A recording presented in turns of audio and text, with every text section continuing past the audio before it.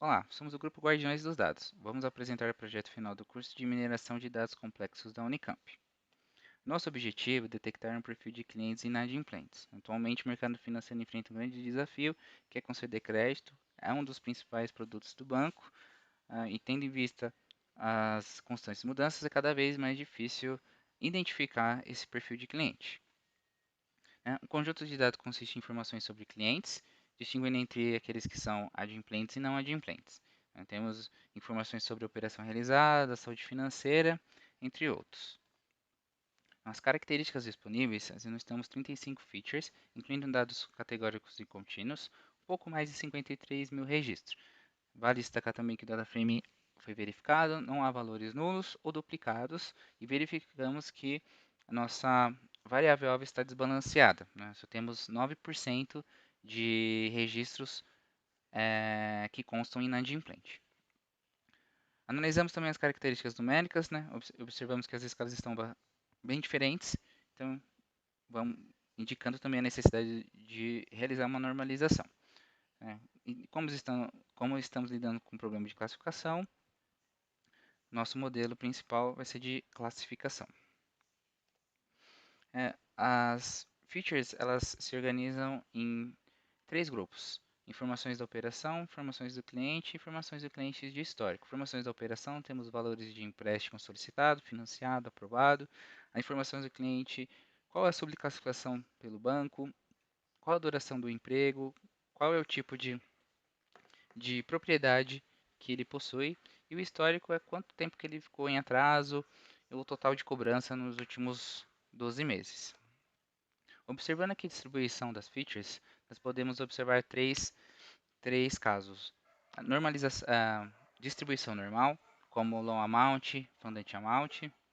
Algumas distribuições que estão mais concentradas à esquerda, como home ownership, total received interest, e também distribuições de valores únicos, como public record e delinquency 3 years. Plotando aqui a matriz de correlação, para verificar se existe uma correlação alta ou uma correlação baixa com a nossa variável alvo, que é a loan status, a última feature, notamos que não existe uma correlação grande entre as features. Para isso, nós aplicamos um corte de correlação de maior de 0.009 e menor que 1.0. Aqui no lado esquerdo estão as nossas features e aqui embaixo no eixo X temos o número de correlações. Então nós podemos observar que a public record está dentro desse intervalo com 7 correlações. Então, na nossa análise exploratória, nós normalizamos os dados, transformamos em dados categóricos, fizemos a limpeza de variáveis que não agregavam para o modelo, como payment plan e account delinquent, analisamos a frequência de variáveis categóricas e agrupamentos das categorias menos frequentes, como order, grade e subgrade. Para iniciar a modelagem, nós começamos por modelos mais básicos. O primeiro modelo que a gente fez foi uma regressão logística, em que ajustamos tanto com a base com e sem balanceamento. Quando nós ajustamos com a base sem balanceamento, nós presenciamos que todas as classificações, todas as predições da regressão logística estavam sendo para a classe adimplente, ou seja, ela estava ignorando completamente a classe inadimplente. Quando nós conseguimos fazer o balanceamento do modelo, nós obtivemos o seguinte resultado que está aqui na tela. A nossa acurácia balanceada na base de teste foi 49%, mas como a gente consegue ver aqui pela matriz de confusão, nós não temos uma clara distinção entre a predição. O modelo não está conseguindo predizer muito bem.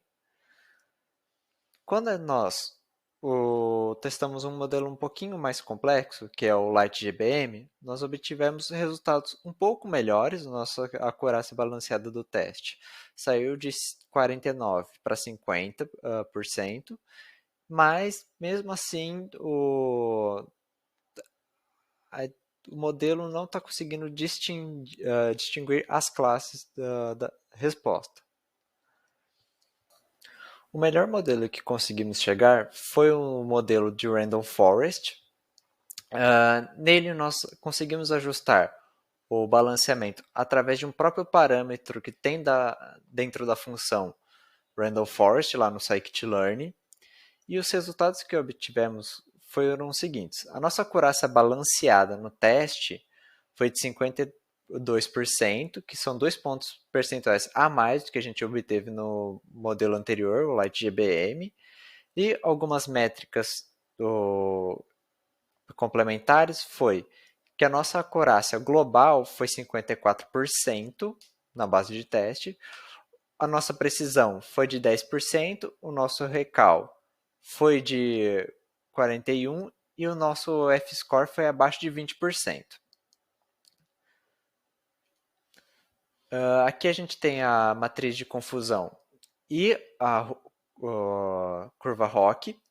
A gente consegue ver pela curva ROC que ela só está um pouquinho acima de um classificador aleatório. Dessa forma, a gente consegue ver que mesmo o nosso melhor modelo não está conseguindo se desempenhar tão bem nessa base de dados. A gente tentou aprimorar nossas técnicas, a gente seguiu um conselho do monitor, que foi testar, realizar clusters na nossa base e testar vários modelos para ver qual modelo se ajustava melhor a cada cluster. Então, nós realizamos a divisão da nossa base em 3 clusters baseados na métrica de Kalinske e, e 3 modelos, o XGBoost, o Tabnet e o KNN. Como dá para ver aqui embaixo, então, por exemplo, no cluster 1, o XGBoost obteve uma acurácia balanceada maior em comparação com os outros dois modelos. Então, as predições para as observações do cluster 1 partiriam do XGBoost. Para o cluster 2, nosso melhor modelo ficou próximo aqui do Tabnet e o KNN, nós escolhemos o KNN nesse caso. E no nosso cluster 3, o Tabnet se desempenhou melhor. Dado que a gente não obteve uma acurácia significativa em nenhuma das técnicas que a gente trabalhou, então, pensando na nossa... Peraí. Volta tudo, desculpa, peraí. Tá. Dada a baixa acurácia que a gente obteve em todas as metodologias que a gente aplicou dentro desse modelo, desse conjunto de dados, a gente tentou entender principalmente como que as variáveis estavam se comportando dentro da metodologia da Random Forest, já que foi a nossa melhor acurácia balanceada.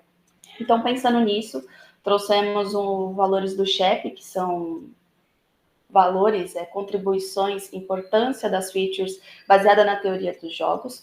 Então, basicamente, a gente atribui um valor para dentro de cada uma dessas features e como elas impactam dentro do score ou da predição do modelo. Então, a gente trouxe aqui, para fazer uma interpretação rápida desse gráfico, a gente tem que o prazo, que é o term, ele teve mais influência dentro do modelo da Random Forest, e o Open Account teve uma menor influência. Então, a gente tem essa classificação das variáveis. Agora, observando dentro delas, então, como que elas se comportam e como cada um dos valores influencia dentro do modelo, a gente também vai utilizar o termo que foi a variável mais importante como exemplo, onde a gente tem que os pontinhos vermelhos, eles significam os IDs, então, cada um dos clientes ali, então, temos uma concentração de clientes que possuem prazos maiores do lado direito do nosso gráfico, então eles estão influenciando positivamente a nossa probabilidade. Isso implica que quanto maior o prazo que a pessoa tem para pagar o seu empréstimo, maior é a chance dele se tornar inadimplente. Em contrapartida, a gente tem uns clientes que ficaram concentrados na parte azul ali, ou seja, os clientes que tinham prazos menores, eles tiveram uma influência menor na sua probabilidade, né? Teve uma influência negativa na sua probabilidade de ser inadimplente. Então, para resumir, quanto maior o prazo, mais chance se torna o cliente de ser inadimplente. 3 pontos principalmente, e as outras variáveis a gente percebe que não teve uma distribuição tão concentrada quanto essas que a gente citou, e o que influencia pelo tamanho do conjunto de dados, a influências mesmo que elas tiveram dentro do score. Então isso quer dizer que elas não impactaram tanto positivamente quanto negativamente, se permaneceram em grande parte neutras. E por fim, como conclusão, a gente teve que o nosso conjunto de dados, ele demonstrou que ele não é muito bom. Então, tentamos diversas técnicas de tratamento de dados, de agrupamento de dados, para tentar trazer mais informações para as nossas metodologias. O que não deu muito certo, vamos dizer assim, já que a gente não conseguiu performar muito acima do aleatório. A gente conseguiu chegar apenas 2 pontos percentuais acima do aleatório.